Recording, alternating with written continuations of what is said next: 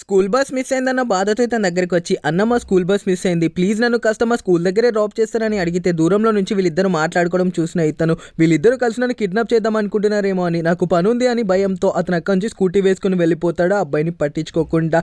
అయితే ఇప్పుడు నేను అనుకున్న ప్లాన్ ఫిక్స్ అయిపోయింది.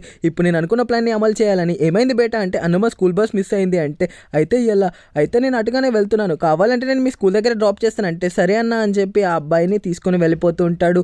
అన్న ఇటు వెళ్తున్నారేంటి, స్ట్రేట్ గా వెళ్ళండి మా స్కూల్ అటు అంటూ ఉంటే అతను నవ్వుకుంటూ అబ్బాయిని కిడ్నాప్ చేసి వాళ్ళ డెన్ కి అయితే తీసుకువెళ్ళిపోతాడు. నిజానికి ఆ అబ్బాయిని స్కూల్ కి తీసుకెళ్లాలని కాదు ఇతను తీసుకువచ్చింది, కిడ్నాప్ చేసి అమ్మాయాలని ఇక్కడికి తీసుకుని వస్తాడు. వాళ్ళ టీంలో ఒక అతనికి కాల్ చేసి, నేను ఒక అబ్బాయిని కిడ్నాప్ చేసి తీసుకొచ్చాను, తొందరగా నువ్వు వస్తే విని హ్యాండ్ ఓవర్ చేసి వేరే వాడిని తీసుకొస్తానంటే, వస్తున్నాను ఉండు అని చెప్తే, ఒక్కసారిగా పోలీస్ ఏంటి అన్న మీరా అంటే, అవును బేటా నేనే, ఇదంతా నా ప్లాన్, నేను అనుకున్నట్టుగా వీళ్ళని పట్టుకున్నాను అని చెప్పి ఇప్పుడు చెప్తాడు.